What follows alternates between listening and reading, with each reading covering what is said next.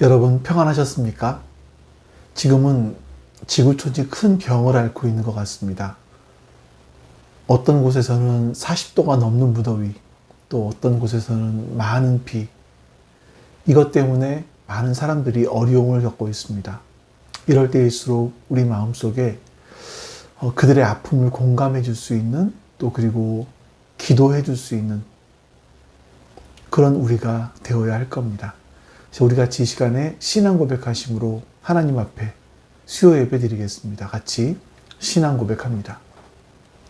전능하사 천지를 만드신 하나님 아버지를 내가 믿사오며 그 외아들 우리 주 예수 그리스도를 믿사오니 이는 성령으로 잉태하사 동정녀 마리아에게 나시고 본디오 빌라도에게 고난을 받으사 십자가에 못 박혀 죽으시고 장사한 지 사흘 만에 죽은 자 가운데서 다시 살아나시며 하늘에 오르사 전능하신 하나님 우편에 앉아 계시다가 저리로서 산자와 죽은 자를 심판하러 오시리라. 성령을 믿사오며 거룩한 공회와 성도가 서로 교통하는 것과 죄를 사하여 주시는 것과 몸이 다시 사는 것과 영원히 사는 것을 믿사옵나이다. 아멘. 우리 이 시간 우리 하나님을 같이 찬양하겠습니다.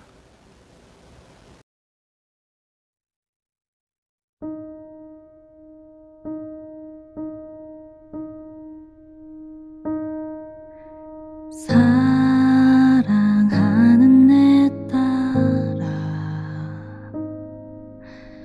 너의 자금도 내겐 귀하다.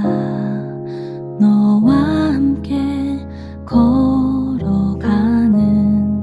모든 시간이 내게 힘이라. 사랑하는 아들아,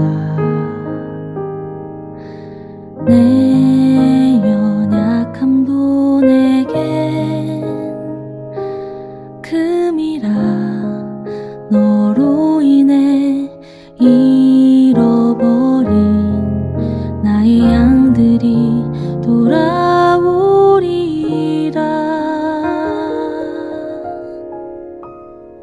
조금 느린 듯해도 기다려주겠니?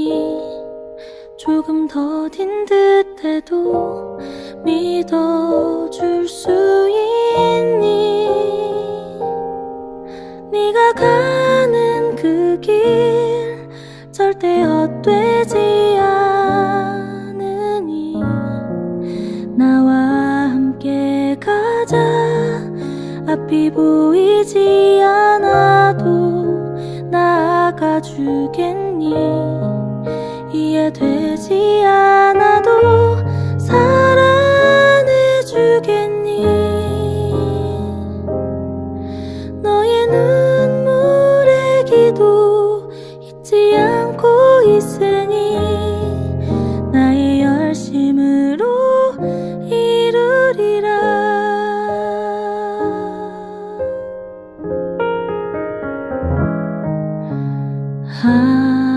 하나뿐인 사랑아, 내게 부탁이 있다. 길 잃어 지친 영혼 돌아보라. 나의 품으로 안기어라. 조금 느린 듯해도 기다려주겠니? 조금 더딘 듯해도 믿어줄 수 있니? 네가 가는 그 길 절대 헛되지 않으니 나와 함께 가자. 앞이 보이지 않아도 나아가 주겠니? 이해되지 않아도 사랑해 주겠니? 너의 눈물의 기도 잊지 않고 있어.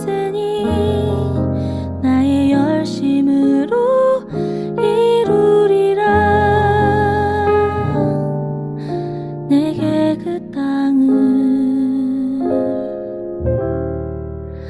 부탁한다.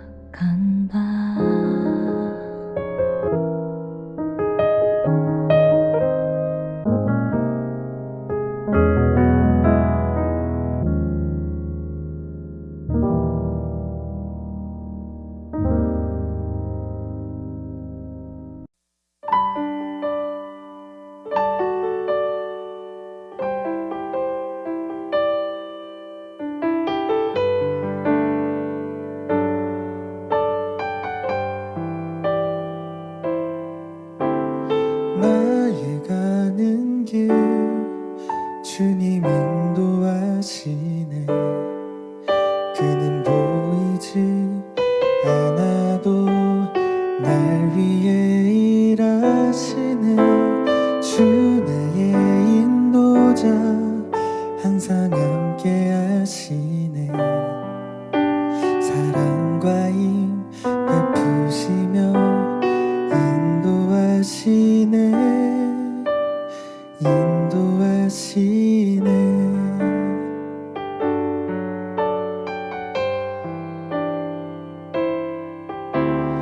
나의 가는 길 주님 인도하시네.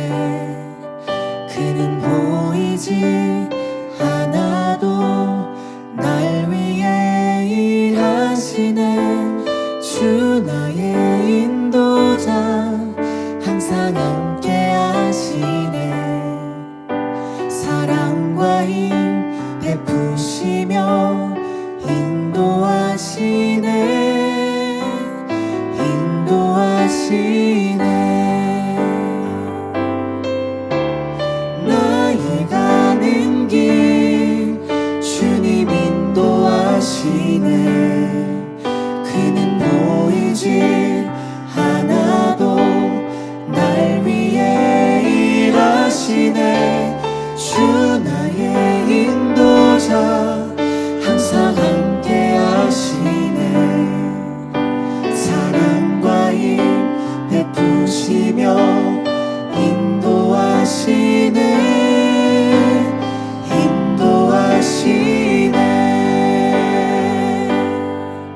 광야에 길을 만드시고 날 인도해. 사막에 강 만드신 것 보라. 하늘과 땅 변해도 주의 말씀 영원히 내 삶 속에 새 일을 해가리. 나의 가는 길 주님 인도하시네. 그는 보이지 않아도 날 위해 일하시네. 주 나의 인도자 항상 함께 하시네. 사랑과 힘 베푸시며 인도하시네. 인도하시네. 사랑과 힘 베푸시며 인도하시네. 인도하시네.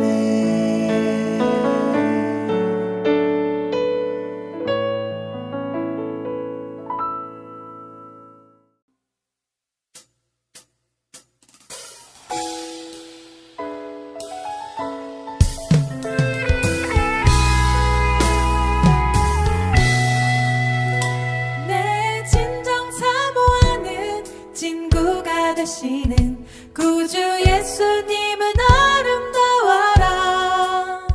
삶 밑에 배꼽보요 빛나는 새벽별 주님 영원할 길 아주 없도다. 내 진정 사모하는 친구가 되시는 구주 예수님은 아름다워라. 삶 밑에 백합하여 빛나는 새벽별 주님 영원할 길 아주 없도다. 내 맘이 아플 적에 큰 위로 되시며 나 외로울 때 좋은 친구라. 주는 저 산 밑에 백합 빛나는 새벽별 이 땅 위에 비길 것이 없도다. 아멘. 우리의 가장 좋은 친구가 되신 주님을 찬양합니다. 내 맘의 모든 염려 이 세상 보라도 주님 항상 같이 하여 주시고 시험을 당할 때에 악마의 대교를 즉시 물리치사 나를 지키네.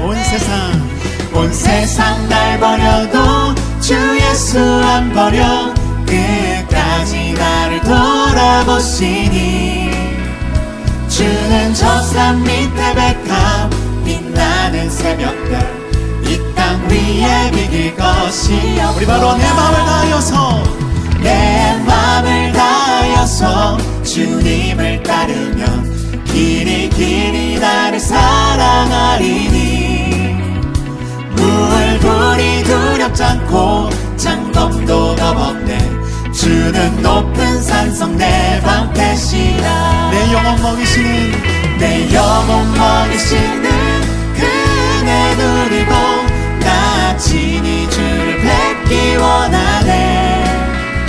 주는 저 산 밑에 백합 빛나는 새벽별 이 땅 위에 비길 것이 우리 앞뒤로 하나님을 찬양합니다. 내 맘이 아플 적에 큰 위로 되시며 나 외로울 때 좋은 친구라. 주는 저 산 밑에 백합 빛나는 새벽별 이 땅 위에 비길 것이 마지막으로 내 영혼 먹이시는 그 은혜 누리고 나 친히 주를 뵙기 원하네. 주는 저 산 밑에 백합 빛나는 새벽별 이 땅 위에 비길 것이 없도다.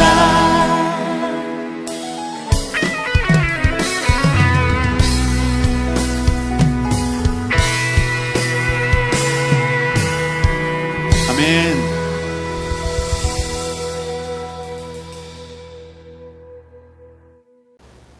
이 시간에 우리 오늘 예배를 위해서 같이 기도합니다. 옆에 있는 기도 제목들을 보시면서 우리 기도하겠습니다. 아버지 하나님 감사합니다.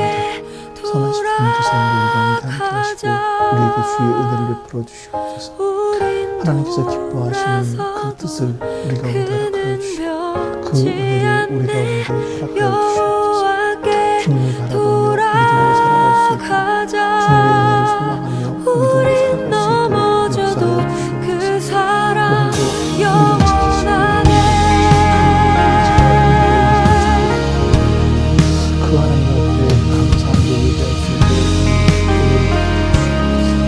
성령 하나님 우리 안에 함께 하시사 은혜를 베풀어 주시옵소서. 그 은혜를 나갈 수 있도록 역사해 주시옵소서. 그 은혜로 살아갈 수 있도록 주님 역사해 주시옵소서. 우리를 도우신 주님 이름으로 주님 도와주시고 함께해 주시옵소서. 내 사랑이 내 백성. 아버지 하나님 감사합니다. 오늘도 우리 살아계신 하나님 앞에 예배드릴 수 있도록 도우셔서 감사합니다. 우리가 하나님을 기억하게 해주시고 하나님의 말씀을 우리의 마음에 새길 수 있는 그런 시간 될 수 있도록 우리에게 은혜 베풀어 주시옵소서. 지혜와 계시의 영이신 성령 하나님께서 우리에게 지혜로 또 하나님의 말씀을 계시로 허락하여 주셔서 우리가 말씀을 듣고 깨닫게 하여 주시옵소서. 감사드리며 우리 주 예수 그리스도의 이름으로 기도하옵나이다. 아멘.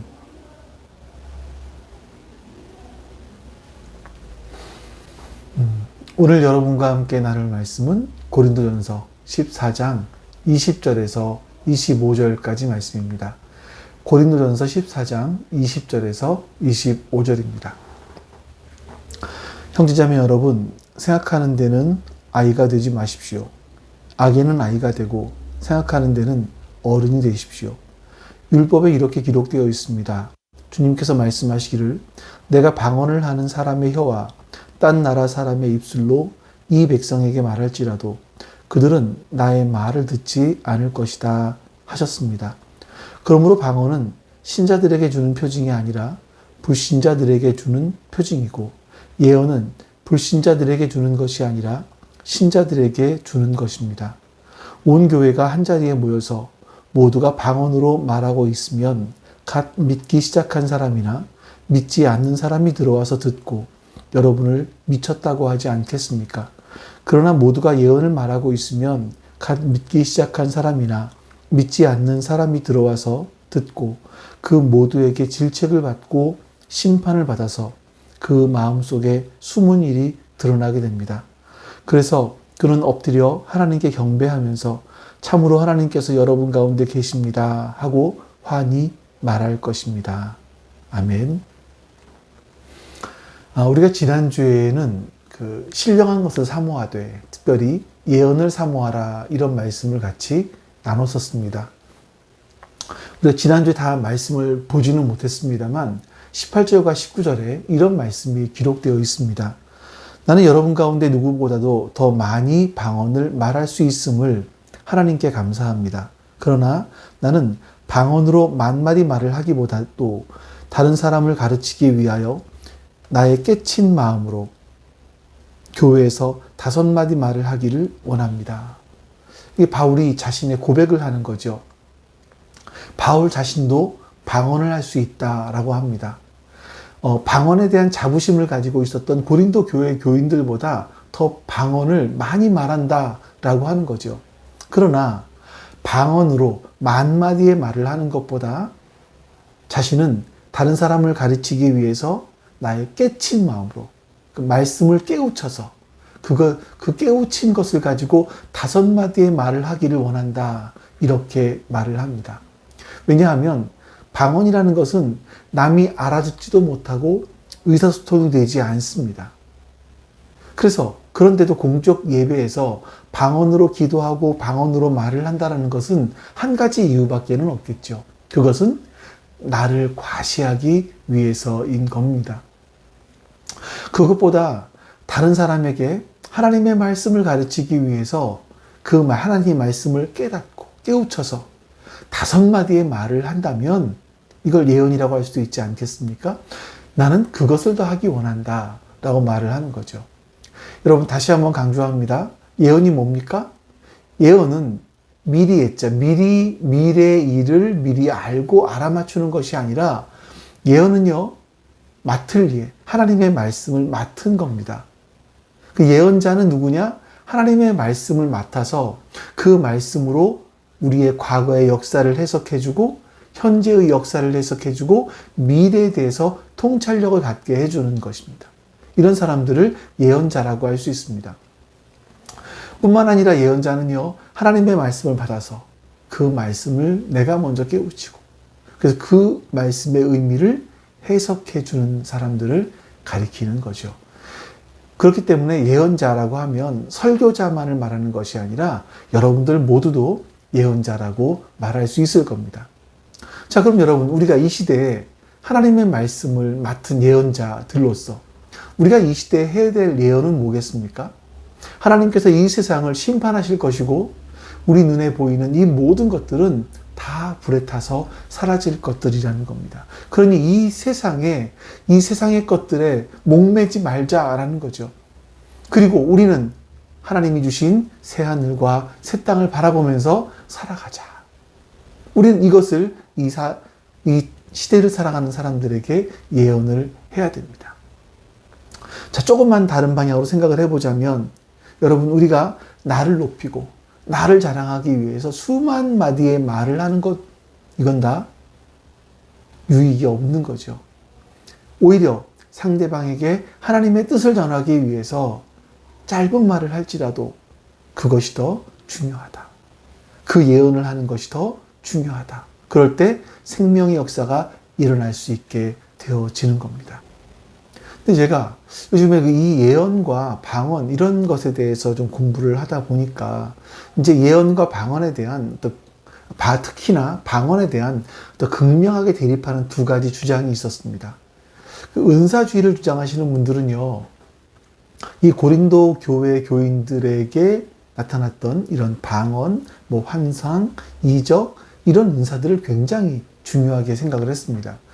이제 한 예를 든다면, 그 순복음교회 조용기 목사님 같은 경우는요, 그 이후에는 어떻게 변했는지 모르겠습니다만, 1988년도 미국의 덴버 집회에서 방언이라는 방언이 뭐냐? 방언은 에덴 동산에서 있었던 언어인데 아담이 타락함으로 말미암아 이 방언을 잃어버렸다.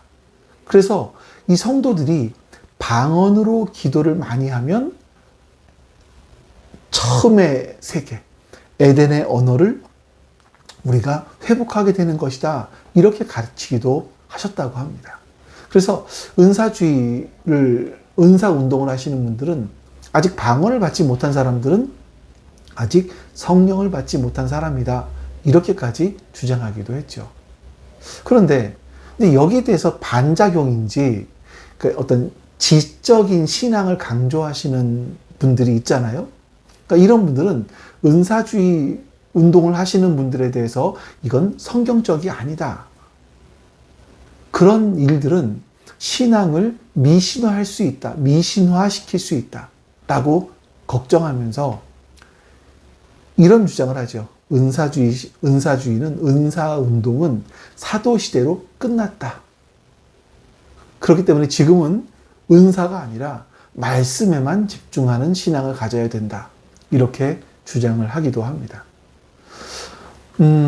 그러나 여러분, 저는 은사주의를 주장하는 사람은 아니지만 은사가 사도시대에 끝났다라고 하는 주장 역시 사실은 성경적인 근거는 없습니다.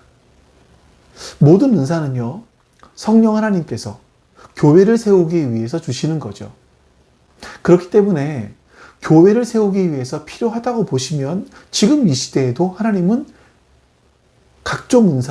성령 하나님은 각종 은사를 우리에게 주실 수 있는 겁니다. 여기는 방언도 포함되어 있을 거고요. 신유의 은사나 다른 여러 가지 은사들도 포함되어 있을 겁니다. 그렇기 때문에 여러분, 혹시 여러분 주변에 방언을 하시는 분들이 있다라고 하면 이상하게 보지 말고 인정해 주세요. 성령 하나님께서 그 사람에게 필요한 부분이 있어서 교회를 세우기 위해서 특별하게 허락하신 일일 수도 있을 겁니다. 자, 그러나 우리가 또 하나 보아야 될 것은 바울이 경고한 것처럼 어떤 방언을 한다. 이런 것들을 어떤 다른 사람보다 더 높은 은사를 받은 거다. 그래서 자랑해서는 안 됩니다. 방언의 은사를 받은 사람들은요, 개인의 신앙생활에는 도움이 될 수 있을지 모르지만 교회 공동체에는 도움이 되지 않습니다. 그렇기 때문에 다른 여러 은사들보다는 낮은 은사다.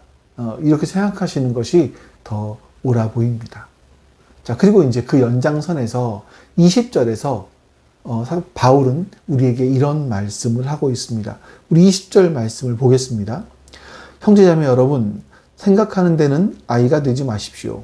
악에는 아이가 되고 생각하는 데는 어른이 되십시오. 이 말을 잘 보면 앞에서는 예언이나 방언 이런 거에 대해서 말하다가 갑자기 뜬금없이 악에 대해서 생각하는 것에 대해서 왜 이런 말을 할까 하는 생각이 들지 않으십니까?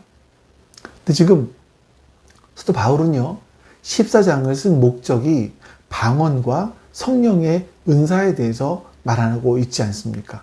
근데 왜 갑자기 악과 생각을 대비시켜서 설명을 할까 하는 거죠. 하나님께서는요, 모두를 유익하게 하시기 위해서, 교회를 유익하게 하시기 위해서, 교회를 세우게 하기 위해서 은사를 주셨습니다. 이것이 방언이든 신유이든 예언이든 이런 은사들은 자기를 과시하기 위해 사용해야 되는 건 아닙니다. 그걸 악이라고 하는 거죠.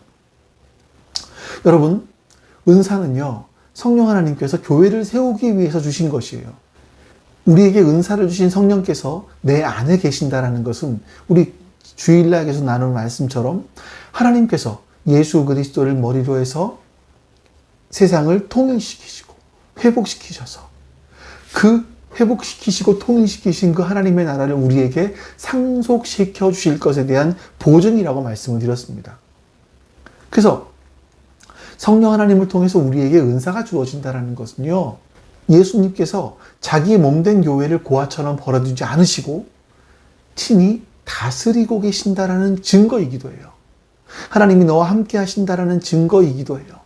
그래서 성령을 보내주셨고 우리에게 성령의 은사를 주시기도 한 겁니다. 그래서 예수님께서 당신의 몸된 교회를 지금 세워가고 계시는구나 라는 것을 성령을 통해서, 성령의 은사들을 통해서 우리는 확인할 수 있는 겁니다. 자, 그렇기 때문에 은사가 임했다라는 것은요, 성도가 스스로의 힘으로 살아가는 것이 아니라는 거죠. 그런데 은사를 받았다고 하는 사람들이 마치 자기가 잘나서 은사를 받은 것처럼 자랑을 합니다.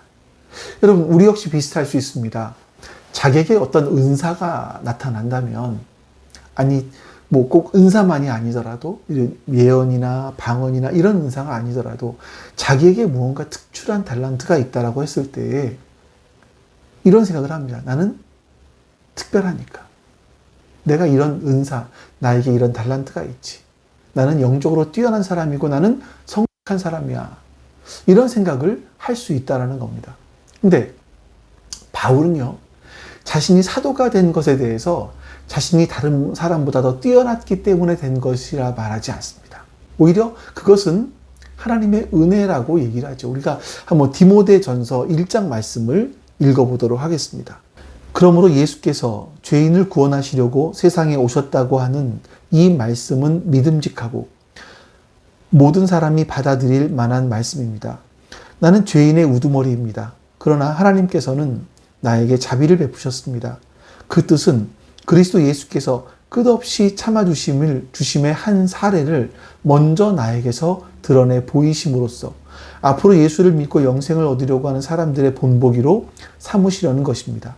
영원하신 왕, 곧 없어지지도 않고 보이지도 않는 오직 한 분이신 하나님께 존귀와 영광이 영원 무궁토록 있기를 빕니다.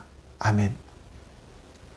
바울은요, 자신이 하나님의 이 자비를 입은 것은요, 오직 예수 그리스도께서 끝없이 참아주심의 한 사례를 보여주시기 위한 것이다. 이렇게 말합니다. 이게 여러분 진짜 은혜 받은 사람들의 고백이겠죠. 자기를 자랑하는 말은 단 한마디도 나오지 않습니다. 죄인 중에 우두머리인 자기를 하나님께서 자비를 베풀어 주신 그 이유는 주님을 믿어 영생을 얻은 사람들에게 어떤 본보기가 되게 하시기 위해서, 하나님이 이토록 오래 참으신다라는 본보기가 되게 하시기 위해서 그렇게 하신 것이라는 겁니다. 즉, 나 같은 사람도 하나님이 구원하셨다라는 것을 보여주기 위해서라는 거죠.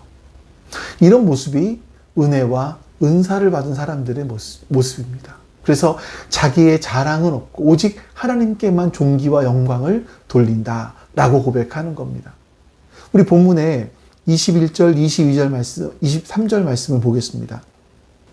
율법에 이렇게 기록되어 있습니다. 주님께서 말씀하시기를 내가 방언을 하는 사람의 혀와 딴 나라 사람의 입술로 이 백성에게 말할지라도 그들은 나의 말을 듣지 않을 것이다 하셨습니다. 그러므로 방언은 신자들에게 주는 표징이 아니라 불신자들에게 주는 표징이고 예언은 불신자들에게 주는 것이 아니라 신자들에게 주는 것입니다. 온 교회가 한 자리에 모여서 모두가 방언을 말하고 있으면 갓 믿기 시작한 사람이나 믿지 않는 사람이 들어와서 듣고 여러분을 미쳤다고 하지 않겠습니까? 이 21절 말씀은요, 이사야서 28장 11절부터 22절까지의 말씀을 인용한 말씀이에요. 그러니까 이사야 28장에 나오는 내용들이 뭐냐면 하나님께서 다른 나라, 말을 하는 사람들을 통해서 이스라엘을 심판하신다. 그럼에도 불구하고 이스라엘 백성들은 그 말을 듣지 않는다. 그러니까 하나님께서 다른 나라 말을 하는 사람들을 통해서 이스라엘 사람들을 심판하시지만 그들은 하나님 말씀을 듣지 않는다라는 내용이에요. 왜냐하면 이스라엘 사람들은요, 교만해질 대로 교만해져 있었거든요. 그래서 이사야 28장 1절에서 이런 말을 이사야 선지자가 합니다. 에브라임의 교만한 멸류관인 너 사마리아야, 너에게 재앙이 닥칠 것이다. 이렇게 책망을 하죠. 그러니까 이 사마리아는 에브라임의 교만한 면류관이다. 교만의 결정체다. 라는 겁니다. 그러니까 하나님은 안중에도 없어요. 그런 이스라엘을 하나님이 심판하신다는 겁니다. 그 11절에서 보시면 그러므로 주님께서는 알아듣지 못할 말씨와 다른 나라 말로 이 백성을 가르치실 것이다. 하나님께서 알아듣지 못할 말씨와 다른 나라 말로 이 백성을 가르치신다. 이렇게 말씀하고 있어요. 근데 이스라엘 사람들이 이 말을 알아듣지 못하는 겁니다. 왜? 다른 나라 말이니까. 근데 이 결과가 뭐냐면 북이스라엘이 아수르에 의해서 멸망합니다. 아수르 사람들은 이스라엘을 쳐들어와서 온갖 약탈을 다 했어요. 온갖 약탈을 하고 그들을 통치하면서 이스라엘 사람들은 알아듣지 못하는 말을 했습니다. 즉 방언과 같은 거죠. 이스라엘 사람들은 하나님께서 이 아수르 사람들을 통해서 다른 나라 말을 하는 아수르 사람들을 통해서 이스라엘 사람들을 가르치려고 했지만 이스라엘 사람들은 그것을 깨우치지 못했다라는 겁니다. 남쪽 유다도 마찬가지입니다. BC 586년에 바벨론에 의해서 남유다가 멸망을 합니다. 그때 역시 바벨론 사람들은 다른 나라 말로 와서 이스라엘 사람들에게 하나님의 심판의 메시지를 전하지만 이스라엘 사람들은 그것을 깨우치지 못했습니다.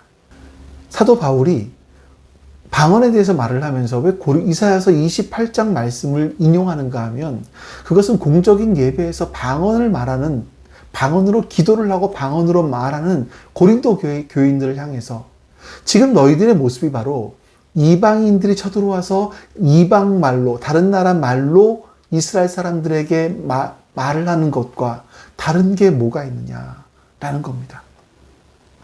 이방인들이 쳐들어와서 다른 나라 말로, 방언으로 말을 해도 이스라엘 사람들은 전혀 알아듣지 못하지 않았느냐. 하나님의 말씀을 깨우치지 못하지 않았느냐. 그러므로 방언은 통역이 되면 교회에서 해도 되지만 통역이 되지 않으면 공적으로는 하지 말라라는 겁니다.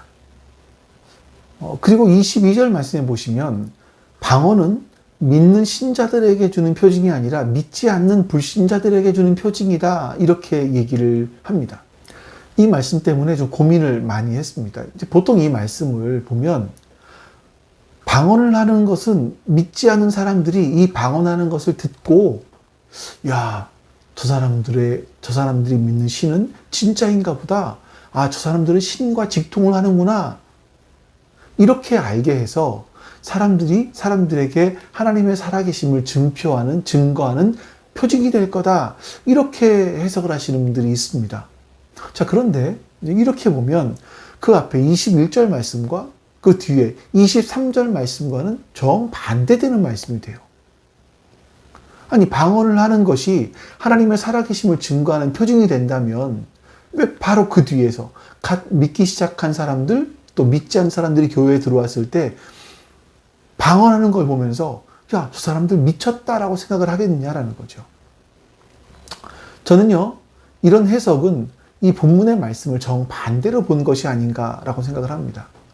오히려 이방 사람들은요, 방언을 들어도 알아듣지를 못하죠. 그래서 방언은 사람들을 변화시키지 못한다라는 겁니다. 그러니까 이방 나라 사람들이 이스라엘에 쳐들어와서 하나님의 말씀을 다른 나라 말로 전했지만 이스라엘 사람들은 깨닫지 못한 것처럼 너희가 방언으로 아무리 말을 해도 그 사람들을 변화시키지 못한다. 오히려 23장 말씀처럼요, 온 교회가 모여서 말을 하는데 모두가 방언으로 말을 해요. 그러면 갓 믿기 시작한 사람들이나 믿지 않은 사람들이 교회에 들어와서 너희들을 향해서 미쳤다고 하지 않겠냐라는 거죠. 그래서 미쳤다라는 말이 뭐냐면 발광한다라는 뜻이거든요. 여러분, 우리로 생각을 해볼까요? 우리가 교회에 모여서 모두 방언으로 말을 하는 거예요. 저 설교도 방언으로 하고, 기도도 방언으로 하고, 찬송도 방언으로 한다고 생각을 해보십시오. 그럼 지나가던 사람들이 무슨 일이야? 무슨 소리야? 하면서 들어와서 문을 빼꼼히 열고 보는 거죠. 그런데 우리들이 와서 막 방언으로 열정적으로 기도를 하고 한다면 그 사람들이 뭐라고 하겠습니까? 야, 저 사람들 미쳤네? 발광을 하는구나. 이렇게 생각하지 않겠느냐라는 거예요. 그러니까 여러분, 믿는 사람들끼리 모여서는 기도할 때 방언 받으신 분들은 방언으로 기도할 수 있겠죠. 또 우리는 정말 열정적으로 기도하는 것도 필요합니다.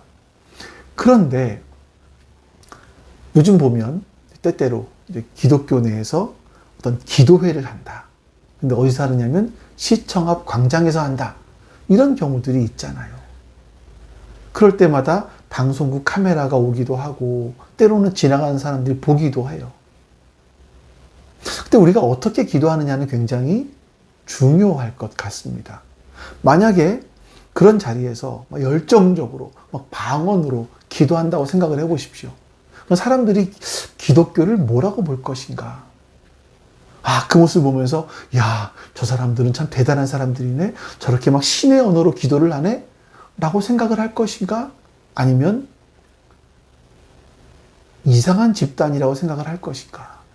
이건 우리가 한번 깊이 생각을 해 봐야 할 겁니다. 자, 그런데 우리가 모여 있을 때 모두가 예언으로 말한다면 우리가 그 안에 깨우침과 믿음을 일으킬 수 있는 힘이 있기 때문에 사람들로 하여금 믿게 할 수 있다라는 거죠. 그래서 바울은요, 고린도전서 14장 19절에서 자신이 1만 마디의 말을 하는 것보다 5마디 말을 하는 것이 낫다, 예언하는 것이 낫다라고 말을 했어요. 한번 그 말씀 볼까요? 그러나 나는 방언으로 10,000마디 말을 하기보다도 다른 사람을 가르치기 위해서 나의 깨친 마음으로 교회에서 5마디 말을 하기를 원합니다. 아멘. 그래서 고린도전서 14장 1절부터 5절까지 말씀해 보면 특별히 모든 교인들은 다 예언을 하라 이렇게 말을 합니다. 여러분, 다시 말하지만 예언은 하나님께로부터 받은 말씀을 전하는 겁니다. 하나님께서 말씀하시고 그 하나님께서 이루실 일들을 우리에게 말씀하시면 우리는 듣고 그걸 깨달아서 사람들에게 전하는 거죠. 여러분과 제가 바로 그런 예언자가 될 수 있기를 바랍니다. 자, 그리고 이제 24, 25절입니다. 그러나 모두가 예언을 말하고 있으면 갓 믿기 시작한 사람이나 믿지 않는 사람이 들어와서 듣고 그 모두에게 질책을 받고 심판을 받아서 그 마음속에 숨은 일이 드러나게 됩니다. 그래서 그는 엎드려 하나님께 경배하면서 참으로 하나님께서 여러분 가운데 계십니다 하고 환히 말할 것입니다. 자, 근데 여러분, 방언이 아니라 예언을 하기 시작하면 어떤 일이 일어납니까? 모두가 예언을 말하고 있으면 갓 믿기 시작한 사람들, 또 믿지 않는 사람들이 교회에 들어와서 먼저 그 예언하는 말씀을 듣겠죠. 하나님의 말씀을 듣겠죠. 그 말씀을 듣게 되면 하나님의 말씀에 의해서 내가 책망을 받고 심판을 받게 됩니다. 그러면 마음속에 있는 숨은 죄들이 드러나는 거예요. 사람들은 보통 인격이라고 하죠. 이 페르소나, 가면을 쓰고 있습니다. 그래서 다른 사람들에게 내 원래 속사람이 아니라 내 가면을 쓰고 그럴듯한 사람으로 보인다라는 겁니다. 그럼 사람들은 살아가요. 인격이 고매해진다라는 말은 속사람이 아주 깨끗해진다라는 것이 아니라 많이 배워서 사람들 앞에 무엇을 감추어야 되고 무엇을 보여줘야 될지를 잘 안다라는 거 아니겠습니까? 인격이라는 가면을 쓰고 살아가면 사람들 앞에 이렇게 보이게 겉모습만 보여주게 돼요. 근데 하나님의 말씀이 내 속 사람 안에 들어오게 되면 제일 먼저 깨닫게 되는 것이 나는 형편없는 죄인이구나 하는 겁니다. 하나님의 말씀이 우리 마음에 들어오기 전까지는요, 우리는 보통 나에게 어떤 것이 유리한가, 어떤 것이 불리한가, 어떤 것이 나에게 도움이 되나, 어떤 것이 나에게 도움이 안 되나, 손해가 되는가, 이런 차원에서만 사람들은 생각을 해요. 자, 그런데 하나님의 말씀이 내 마음에 들어오면 이 모든 것들이 나 중심, 이 자기 중심성이었구나, 죄였구나 하는 것을 깨닫게 되죠. 그래서 여러분, 사도행전에서 보시면 사도들이 복음을 전합니다. 그때 이 복음의 말씀을 들은 사람들이 어떻게 반응하는지 사도행전 2장에 보면 우리가 어떻게 하면 좋겠습니까? 라고 탄식을 해요. 우리 한번 말씀 볼까요? 사도행전 2장 36절부터요. 그러므로 이스라엘 온 집안은 확실히 알아두십시오. 하나님께서는 여러분이 십자가에 못 박은 이 예수를 주님과 그리스도가 되게 하셨습니다. 사람들이 이 말을 듣고 마음이 찔려서 형제들이여 우리가 어떻게 하면 좋겠습니까? 하고 베드로와 다른 사도들에게 말하였다. 물론 이 말씀을 듣고 더 핍박하는 사람도 있었지만 복음을 받아들인 사람들은요 회개하고 하나님께 나아왔습니다. 이런 사람들에게 사도들은 주 예수를 믿으라. 그리고 예수의 이름으로 세례를 받으라. 이렇게 말을 했습니다. 그래서 예수 그리스도의 십자가 구원의 능력을 증거하게 되면 반드시 죄에 대해서 책망, 심판이 나오게 됩니다. 너희가 십자가에 못 박아 죽인 예수를 하나님이 주와 그리스도가 되게 하셨다. 이런 거죠. 그래서 사람들의 숨겨진 이 죄들이 복음 앞에서 다 드러나게 되는 겁니다. 우리 속에 무엇을 깊이 감추어 두고 있더라도 하나님 말씀 앞에서는요, 그것이 다 드러나게 되는 거예요. 그래서 히브리서에서 이렇게 말씀합니다. 하나님의 말씀은 살아있고 힘이 있어서 어떤 양날 칼보다도 더 날카롭습니다. 그래서 사람 속에 꿰뚫어 혼과 영을 갈라내고 관절과 골수를 갈라놓기까지 하며 마음에 품은 생각과 의도를 밝혀냅니다. 하나님 앞에는 아무 피조물도 숨겨진 것이 없고 모든 것이 그의 눈앞에 벌거숭이로 드러나 있습니다. 우리는 그의 앞에 모든 것을 드러내 놓아야 합니다. 하나님의 말씀은요, 우리 마음에 품은 생각과 의도를 밝혀내요. 그래서 하나님 앞에 숨길 수 있는 것이 아무것도 없습니다. 모든 것이 하나님 앞에서 벌거벗은 것처럼 드러나게 됩니다. 우리의 모든 죄들을 하나님 앞에서 드러내 놓아야만 하는 거죠. 자, 여러분, 그러면 우리가 하나님 앞에서 벌거벗은 사람처럼 될 겁니다. 그럼 우리가 어떻게 해야 되겠습니까? 요한계시록 3장에 보면 예수님께서 이 라오디게아 교회에 대해서 책망을 하시는 부분이 있어요. 그들은 스스로 부자다. 나는 부족한 것이 없다. 라고 생각을 했습니다. 그러나 예수님께서는 너희들은 실제로 벌거벗고 있다. 그렇기 때문에 너희는 흰 옷을 사서 입어야 한다. 라고 말씀을 하시죠. 여러분, 우리 어떻습니까? 우리가 만족하고 있는 것이 뭐죠? 우리에게 뭐가 있으면 여러분 만족하시겠습니까? 혹시 우리는 이 라오디게아 교회처럼 우리의 실상을 보지 못하고 있는 것은 아닐까요? 나는 아무것도 입고 있지 못한 것을 잊어버리고 있는 것은 아닐까요? 우리가 하나님의 살아있는 말씀 앞에서 우리의 숨겨놓았던 것들, 숨겨놓았던 의도, 우리의 죄들, 이런 것들이 다 벌거벗은 것처럼 드러나야 되고, 그래서 우리의 수치와 부끄러움이 있음을 깨달아야 합니다. 우리는 그래야 사실 흰 옷을 사서 입을 수 있는 그런 존재들인 겁니다. 이렇게 하나님 말씀 앞에서 벌거벗은 것처럼 우리의 속이 드러나게 돼서 책망과 판단을 받게 되면 그 마음에 숨은 모든 일들이 다 드러나게 되고, 그래서 결국에는 우리 하나님 앞에 엎드려서 하나님만 경배하게 되는 겁니다. 그리고 과연 너희 중에 하나님이 계신다, 이렇게 말을 할 수 있게 되는 거죠. 우리 25절 말씀을 보겠습니다. 그 마음속에 숨은 일이 드러나게 됩니다. 그래서 그는 엎드려서 하나님께 경배하면서 참으로 하나님께서 여러분 가운데 계십니다 하고 환히 말할 것입니다. 여기서 너희 중에 하나님이 계시다, 이 말씀은요, 스가랴서 8장 23절 말씀을 인용한 말씀이에요. 우리 그 말씀도 볼까요? 나 만군의 주가 말한다. 그때가 되면 말이 다른 이방 사람 10명이 유다 사람 하나의 옷자락을 붙잡고 우리가 너와 함께 하겠다. 하나님이 너희와 함께 계신다는 말을 들었다 하고 말할 것이다. 하나님께서 이스라엘 사람들을 회복시키시면 다른 나라 말을 하는 이방 사람 10명이 와서 유다 사람 한 사람을 붙잡고 유다 사람의 옷자락을 붙잡고 하나님이 너희와 함께 계신다, 이런 말을 듣게 될 것이다 라는 겁니다. 이제는 다른 말을 하는 사람들이 하나님께로 돌아오는데, 그때는 이방인들이 복음을 듣고 돌아오는 일들이 일어나게 된다는 거죠. 그래서 여러분, 어찌 보면 오늘날 복음 이방 사람들에게는 방언과 같습니다. 이상한 말을 하는 방언이 아니라 하나님의 은혜를 받지 못한 사람에게는 도무지 알아들을 수 없는 다른 나라 말이라는 거죠. 여러분 생각해 보십시오. 구원은 오직 은혜로만 이루어집니다. 인간의 어떤 선행이나 어떤 공로로 이루어지지 않습니다. 우리가 하나님을 위해서 일하는 것도 없고 그럼에도 불구하고 우리가 의롭다함을 받습니다. 예수 그리스도의 십자가 공로로 그렇게 된 것입니다. 세상의 사람들이 이런 말을 들을 수는 있습니다만 들어도 마치 방언처럼 이해할 수 없는 말로 들릴 겁니다.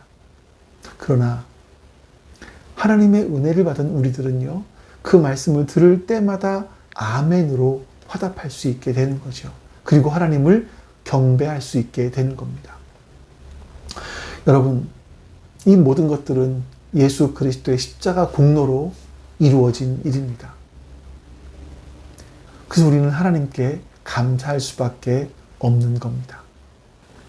그래서 우리는 오직 예수 그리스도의 십자가 복음 위에 굳게 서서 이 복음을 자랑하는 사람, 이 복음을 증거하는 예언자들이 되실 수 있기를 주님의 이름으로 축원합니다.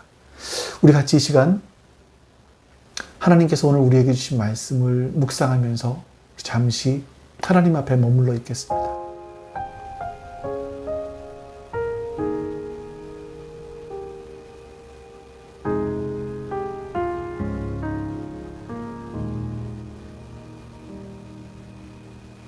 내 백성이 나를 떠나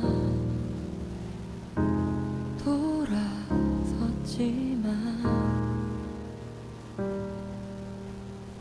내 사랑이 내 백성을 포기 못하니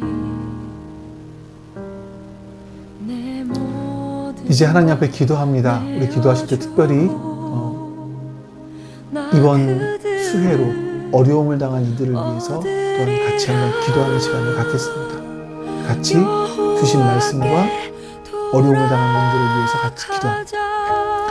아버지 하나님 감사합니다. 하나님의 선하심과 인자하심이 오늘 우리 가운데 함께하여 주시고 하나님의 말씀을 통하여서 우리가 어떤 자로 살아가야 되는지를 깨닫게 해주시옵소서. 하나님의 말씀 앞에 나의 것들이 벌거벗은 것처럼 드러나게 될 것인데 하나님 그것을 잊지 않게 해주시옵소서. 내 죄들이 다 드러나게 될 것을 잊지 않게 해주시고 하나님 흰 옷을 사서 입게 해주시옵소서. 성령 옷을 입게 해주시고 거룩한 옷을 입게 해주시옵소서.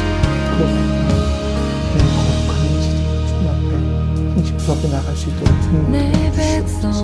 하나님뿐만 아니라 어려운 나라를 있습니다. 하나님께서 그들을 붙잡아 주시고 그들에게 은혜 베풀어 주시기를 원합니다. 하나님 그들을 불쌍히 여기시고 은혜 베풀어 주시기를 원합니다.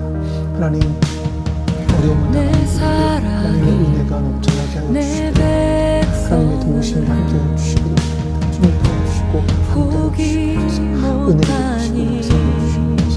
우리 주 하나님의 기뻐하시는 뜻이 이루어지시고 주시기를 원합니다. 아버지 하나님 도와주시옵소서. 아버지 하나님 도와주시옵소서. 아버지 하나님